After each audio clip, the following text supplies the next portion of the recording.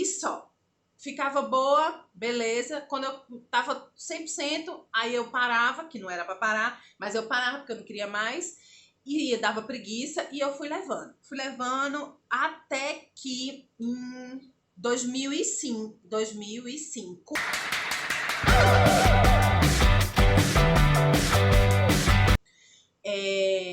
eu consegui um emprego em uma outra cidade. Eu morava em Campina Grande, na Paraíba, e eu consegui um emprego na capital, João Pessoa. Só que eu tinha que ir a Recife fazer uma entrevista para saber se eu iria ser contratada ou não. E o medo? E o nervoso de dizer que eu tinha psoríase? Porque nessa época, tipo assim, façam as contas aí. 98 eu descobri, tipo, ela agressiva, assim, meio que severa em mim. 2005 eu já usava blusas 3/4, porque o cotovelo tinha muita. Eu usava aquelas saias, assim, tipo, na altura do joelho. Já tinha lançado a moda midi. Ali eu já tinha. E eu já tinha adaptado várias coisas no meu dia a dia para tentar meio que manipular a aparição delas, porque eu não queria que elas aparecessem. E se me perguntassem o que é que eu ia dizer? Foi muito tenso. E ao mesmo tempo foi muito leve, porque a pessoa que me entrevistou lá na época, quando me perguntou, você tem alguma coisa, Rob? Aí eu disse, eu tenho psoríase. Tem algum problema? Ela fez, não, menina, a minha irmã tem psoríase. Eu digo, não acredito. E ela me falou da psoríase de uma forma tão leve que eu disse, gente, como assim? Eu tenho um peso imenso carregando essa bicha e a pessoa tá falando aqui de uma forma tão leve. Já quero ser amiga dessa pessoa para sempre. E ela me indicou, inclusive, um médico lá em Recife, que a irmã dela se tratava. Eu disse, super venho. Detalhe, eu nunca tinha saído de Campina Grande. Eu fui bater em Recife.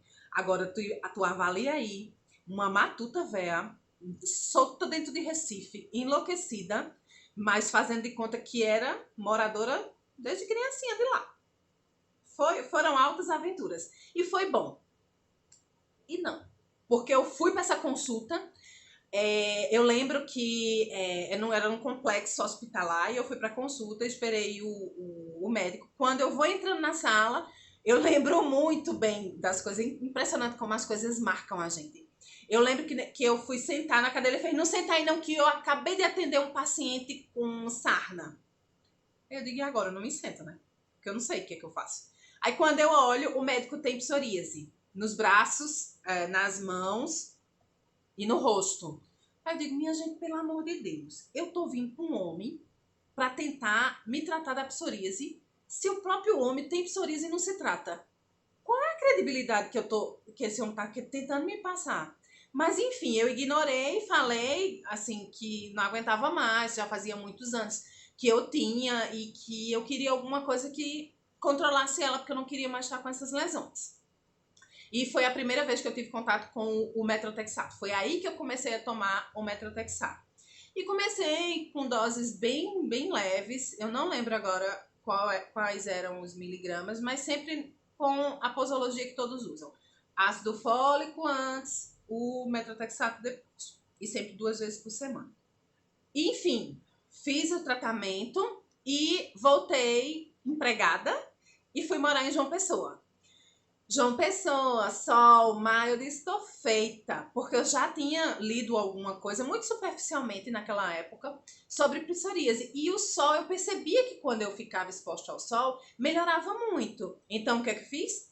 Feito lagartixa, torrei no sol. Mas por anos. É tanto que eu tenho a pele com algumas manchas escuras, de tanto que eu me expus ao sol de forma errada, porque na minha cabeça naquela época, se aquilo ali, se eu ia para o mar, deixava secar no sol, a pele ficava quase que da mesma tonalidade, não tinha ressecado, não coçava nem nada, eu queria estar ali para ela sempre. Então, eu exagerei e muito na exposição solar, por isso que tem algumas manchas pretas e eu nem posso reclamar. Antes as manchas pretas do que a psoríase.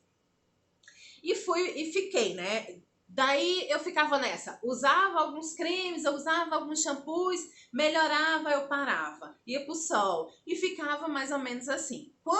Raramente as pessoas me perguntavam o que era, porque era bem controlado, então eu passei uma fase assim mais de posso respirar em paz, sabe?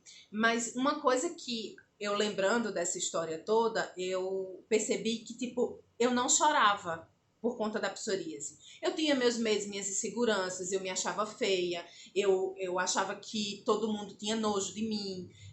Às vezes eu queria estar na praia onde tinha muito movimento, sabe? Tava lá a turminha e tal, eu queria estar exposta ali e eu só ficava com canga. Quando eu ia para a praia mesmo, eu ia para uma região que não tinha tanta gente. Ou seja, eu me moldava para não perder a oportunidade de curtir as coisas que eu gostava e ao mesmo tempo era meio que numa prisão, era meio que engessado. E todas essas coisas eu guardava, sabe? Eu não lembro dessa época de eu chorar por conta da psoríase. Mas eu vou chegar lá no negócio do choro. Aí, depois que 2005 tal foi passando, eu entrei na faculdade. Faculdade também é outra loucura, porque eu trabalhava e fazia faculdade, era um estresse gigante. Quando foi no final do curso, eu também tive uma crise, assim, avassaladora. Foi uma crise que eu nunca tinha tido antes. E tudo voltado, assim, o emocional muito abalado, porque eu trabalhava muito e eu estudava muito, e eu não sabia se eu iria seguir a carreira ou se eu iria continuar no emprego que eu estava, que era na área técnica. Então, assim, misturou várias coisas acontecendo também naquele momento, onde eu, de alguma forma, aflorou na pele a psoríase. E aí eu voltei a procurar dermatologistas, porque eu passei anos sem ir para nenhum dermatologista. Anos. E aí, já com as lesões mais assim afloradas, eu voltei para um dermatologista, tentei novamente outros cremes, outros shampoos. Eu ia tanto para dermatologista que quando eles começam assim, vou prescrever essa pomada, já usei. Esse shampoo, já usei.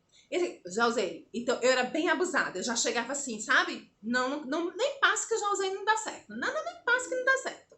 Então, eu tenho certeza que os médicos tinham ódio de mim. Mas eu era legal.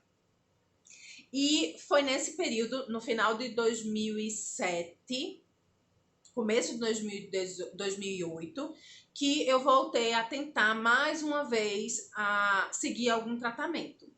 E conversando com algumas pessoas muito de leve, porque eu era muito contida nessa questão de falar abertamente sobre a psoríase, aí eu descobri que existia um tratamento com acupuntura. O que é que eu fiz? Me taquei na acupuntura. Disse agora.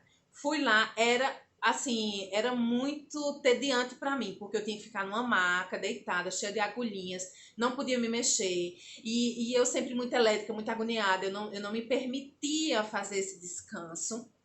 E aquele momento ali de silêncio, escutando a musiquinha, com as agulhinhas, assim, era horrível para mim. Mesmo assim, eu acho que eu fiz uns 8 meses, 6 a 8 meses, e não surtiu efeito absolutamente nenhum. Porque não é culpa da acupuntura. É todo um complexo de coisas que envolviam naquele momento. E que eu não fazia tudo com excelência. Eu fazia tudo pela metade. Tomava meio mundo de remédio, fazia as pomadas do negócio, me indicaram a hemoterapia, fui fazer hemoterapia também, que é aquele negócio que a gente tira o sangue, a gente não, né? O enfermeiro, vamos lá. Tira o sangue da gente e aplica no músculo, uma dor da moléstia dos cachorros. Acho que eu fiz, para mais, acho que 1 ano eu fiz isso. Não surtiu efeito nenhum. Voltei para hemoterapia, também não surtiu efeito, aí eu abusei. Eu disse, eu não quero saber mais de nada. Não vou tomar remédio mais nenhum. Não vou passar baba de babosa na minha cabeça mais não. Eu não vou passar chá de joá não. E não vou fazer mais... Revoltei, disse, acabou, senão não vou fazer absolutamente mais nada. O que é que aconteceu? A psoríase foi ganhando força e começou a sair nas minhas unhas. E quando eu vi que as minhas unhas estavam... ficando deformadas, eu entrei em pânico. Eu não acreditava que poderia ser a psoríase. Eu comecei a achar que fosse micose, fungo. Às vezes eu ia pra manicure, ela fazia, menina, bota pião-sol com alho. Botava pião-sol com óleo. Bota água sanitária. Botava água sanitária. Bota pião-sol com o quê? Com vinagre e bicarbonato. Eu botava. Eu não sei como minhas unhas não caiu. Eu não sei. Só Deus, né? Porque o que o povo mandava fazer, eu fazia. E fazia crendo que ia resolver. E não resolveu nada. Gastei horrores de dinheiro para fazer um negócio na unha que deixava ela reta numa clínica, não tô lembrando o nome agora. Não resolveu absolutamente nada. Voltei a tomar metrotexato, não resolveu absolutamente nada. E aí eu, numa atitude desesperada, fui para um médico que é professor de medicina lá em João Pessoa, doutor Azuis. Não, antes eu fui para a doutora Estela. Aí é tanto médico que eu não vou nem falar no nome, porque eu fui para um que era médico. E aí ele me disse assim: tem uma forma de a gente tentar controlar. Só que você vai ter que mudar algumas coisas, alimentação, vai ter que... eu lembro que ele passou umas regrinhas assim. Eu cheguei a plantar, minha gente, feijão para comer o broto do feijão, porque era rico em alguma coisa e aí eu queria comer aquilo que eu achava que aquilo ali era a solução de tudo. E ele também me prescreveu não, ele me encaminhou para fazer terapia. E aí eu já tinha falado da experiência da terapia em grupo que não queria conversa não. E aí ele me disse que não, que poderia ser individual e eu comecei de fato a fazer terapia.